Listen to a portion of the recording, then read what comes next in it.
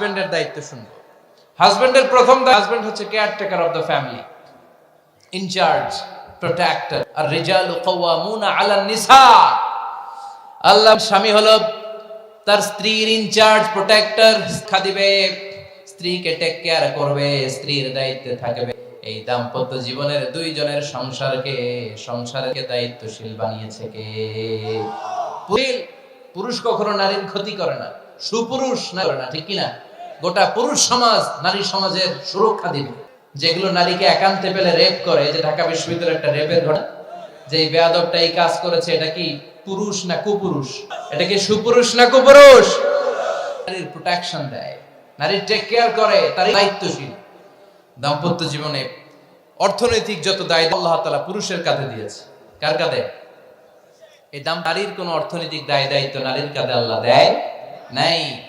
অর্থনৈতিক দায়িত্ব পুরুষের ঘাড়ে। চারটা অর্থ আছে। পুরুষ নারীকে মহারণা দিবে, পুরুষ নারীকে খাবারের ব্যবস্থা করবে, নারীকে পোশাকের ব্যবস্থা করবে, পুরুষ নারীর জন্য রেসিডেন্সিয়াল ব্যবস্থা করবে না।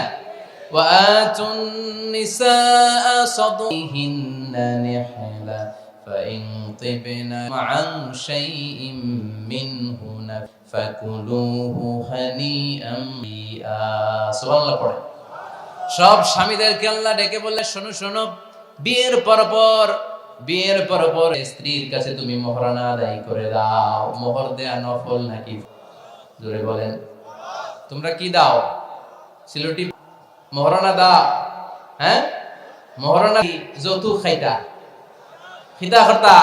হ্যাঁ, কি দিব? মোহরানা দিব। মোহরানা দেয়াকে ফরজ করেছে কে? আল্লাহ। তো মোহর দিতে টাকা লাগে না? এই টাকার দায়িত্ব কে? 2 নাম্বার দায়িত্ব, আলাল মাউলুদি লানা ওয়া কিসওয়াতুহুন্না বিল মা'রুফ। স্বামী খাদ্যের ব্যবস্থা করবে, পোশাকের ব্যবস্থা করবে। 3 নাম্বার, মিন হাইসু সাকানতুম মিন ওয়াজদিকুম, নিজের সামর্থ্যের মধ্যে থেকে জন্য রেসিডেন্সিয়াল একটা এরিয়ার ব্যবস্থা করে দিবে। সুবহানাল্লাহ।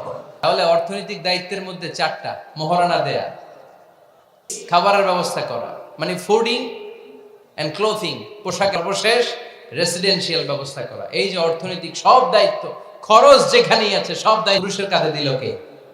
চিল্লায় বলেন কে? খরচের সবকিছু আল্লাহ তাআলা পুরুষের কাঁধে দিয়েছেন। এটা হচ্ছে পুরুষের ফিনান্সিয়াল দায়িত্ব। জীবনে পুরুষের নন ফিনান্সিয়াল কিছু দায়িত্ব আল্লাহ তাআলা দিয়েছেন, এগুলো। এবার দাম্পত্য জীবনে নন ফিনান্সিয়াল পুরুষের যেটা আমরা শুনবো, 1 নাম্বার দায়িত্ব হচ্ছে স্বামীর উচিত স্ত্রীর সাথে ভালো আচরণ করেন তো আপনারা? জি, এই শুধু উনি করে, বাকিরা খিতা কর্তা, মারামারি কর্তা নেই, খিতা কর্তা। হ্যাঁ, সালাম দিবেন, স্ত্রীকে কি দিবেন? আল্লাহ আশিরুহুন্না বিল মা'রুফ। স্ত্রীর সাথে কোমল ভাষা, শব্দে, ভালো বাক্যে ভালো কথা বলো। স্ত্রীর সাথে খারাপ, স্ত্রীকে দেখলে তুমি মুচকি হাসি দাও। অনেক স্বামী আছে কখন মুচকি হাসি দেয় না, চেহারাটা বাংলা পাসের মতো এরকম করে রাখে। দৌলতপুরের লোকের অবশ্য অনেক ভালো, এই যে সবার মুচকি হাসি, হাসেন তো মুচকি হাসি, আওয়াজ করলে মুচকি হাসি হয় নাকি? এটা মুচকি হাসি, দাঁত দেখা যাবে না, সাউন্ড হবে না, শুধু এখানে একটু এক চিলতে হাসির একটা ঝলক পড়বে, এটা বলে মুচকি হাসি। কেন? রাসূলুল্লাহ সাল্লাল্লাহু আলাইহি ওয়াসাল্লাম আকসারু তাবাসসুমান, আল্লাহর হাবিব সাল্লাল্লাহু আলাইহি ওয়াসাল্লাম সব সময় মুচকি হাসি। কে আছে চেহারা গোমরা করে রাখে, জীবনেও হাসে না, এরকম আছে? দেখছেন এরকম আছে? আছে। হাসবেন, মুচকি হাসতে পয়সা লাগে না, পয়সা লাগে, এজন্য হাসবেন। আল্লাহর হাবিব সাল্লাল্লাহু আলাইহি ওয়াসাল্লাম বলেছেন, ফাস্তাউসু বিন-নিসাই খায়রা, নারীর সাথে ভালো আচরণ করো। নারীদেরকে বাঁকা পাঁজরের হাড় দিয়ে, এই হাড়কে সোজা করতে গেলে ভেঙে যাবে, রেখে দিলে বাঁকাই। কি করতে হবে? ফাস্তাউসু বিন-নিসাই খায়রা, কোমল আচরণ করো। আবার আল্লাহর হাবিব সাল্লাল্লাহু আলাইহি ওয়াসাল্লাম বললেন, রিফকাম বিল কাওয়ারিদ, কাচের তৈজসপত্র, বাসনের সাথে, গ্লাসের সাথে, আল্লাহর হাবিব সাল্লাল্লাহু আলাইহি ওয়াসাল্লাম বললেন, কাচের তৈজসপত্র, কাচের গ্লাস, কাচের এমনি আস্তে তুলতে হয়, আস্তে রাখতে হয়। নারীদের সাথে এরকম কম করার আদেশ দিয়েছে কে? কাচের গ্লাসপত্র, জগ কিভাবে রাখেন আপনারা? খুব জোরে এরকম ধপাস করে, নাকি? উঠানোর সময় ধপাস করে উঠান, খুব স্মুথলি সরতে হয়, স্মুথলি এটা রাখতে হয়। তেমনি নারীদের সাথেও স্মুথ করবেন। নারীদেরকে যত আপনি কোমল মোলায়েম ভাষায় কথা বলতে পারবেন, তারা তত শুনবে। যত সুন্দর সুন্দর কথা, নারীকে স্ত্রীকে বলবেন তুমি আমার সব, আমার কৈতরি, তুমি আমার টুনটুনি, তুমি আমার ময়না পাখি, তুমি আমার সোনা পাখি, কলিজা। তার মানে প্র্যাকটিস চলে বাসায়। আর কি ডাকেন ভাবিরে, কি ডাকেন বলেন? জান।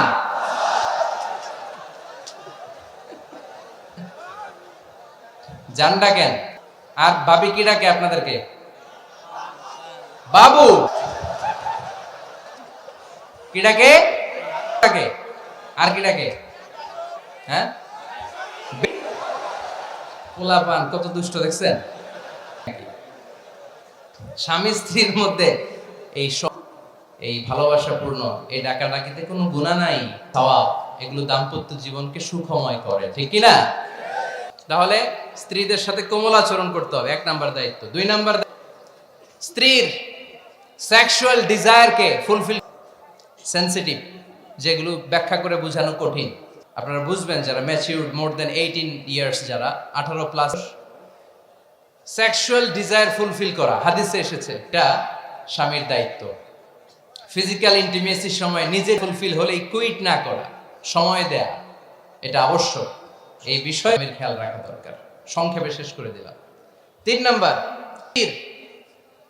ব্যক্তিগত বৈধ কাজে স্বাধীনতা দিতে হবে। অনেক স্বামী এই ছোট্ট বিষয় নিয়ে মারামারি লাগায় ফেলে ঘরে। স্ত্রীর বৈধ যে চয়েস, এটাতে আপনি স্বাধীনতা দিবেন। স্ত্রীর মনে চায় রান্না বান্না শিখতে, আপনি বললেন তুমি কম্পিউটার শিখো, না নাই। স্ত্রীর মনে চায় কাঁথা সেলাই শিখতে, নকশি কাঁথা, আপনি বললেন না তুমি ল্যাঙ্গুয়েজ শিখো, ঝামেলা না। আপনি একটা ইন্ডিভিজুয়াল, আপনার স্ত্রী আর একটা ইন্ডিভিজুয়াল, প্রত্যেকের আলাদা ব্যক্তিগত রুচি, চাহিদা, মতামতের গুরুত্ব আছে না নাই। এজন্য প্রত্যেক স্বামীর উচিত স্ত্রীর বৈধ ব্যক্তি, অবৈধগুলা না। আবার স্ত্রী বলল যে জি বাংলা দেখবো, তুমি একটা আনা যাবে? কথা বলেন। তো চলো পহেলা বৈশাখে আমরা নাচানাচি করব তুমি আর আমি মিলে, এটা মানা যাবে না। ব্যক্তিগত বৈধ কাজের স্বাধীনতা দেয়া। আম্মা জান আয়েশা রাদিয়াল্লাহু তাআলা, ওয়া কানা লি সাওয়াহিবু ইয়ালআবনা মাই, বর্ণনা, আমি যখন আল্লাহর হাবিব সাল্লাল্লাহু আলাইহি ওয়াসাল্লামের বাড়িতে বউ হয়ে আসলাম, আমার কিছু খেলার সাথী ছিল। আমি কাপড় দিয়ে পুতুল বানাতাম আর ঘোড়া বানাতাম, খেলতাম। আমার সাথীরা আসলে রাসূল সাল্লাল্লাহু আলাইহি ওয়াসাল্লাম ঘরের পর্দা নামিয়ে ঘরটা ছেড়ে দিত। সুবহানাল্লাহ করতে পারলেন না? আল্লাহর হাবিব সাল্লাল্লাহু আলাইহি ওয়াসাল্লাম কখনো বলতেন না আয়েশা তোমার বান্ধবীরা যেন ঘরে না, কখনো বলতেন না আয়েশা আমি নবী মানুষ, তুমি নবীর পুতুল দিয়ে খেলো, তুমি যেন কাপড় দিয়ে পুতুল বানাও, কেন ঘোড়া বানাও, এগুলো কোনদিন বিশ্বনবী আম্মা জান আয়েশা রাদিয়াল্লাহু তাআলা পুতুল খেলায় বাদ সাধেন নাই, সাথীদের সাথে খেলাধুলায় করেন নাই। সুবহানাল্লাহ পড়েন। এজন্য কাপড়ের পুতুল দিয়ে খেলাধুলা করা, এটা কারণ ছোট্ট মেয়েরা দেখবেন পুতুল বানায়, এটারে দুধ খাওয়ায়, এটার জন্য রান্না করায়, এটাকে ছোট্ট মেয়েদের জন্য পুতুল খেলা জায়েজ।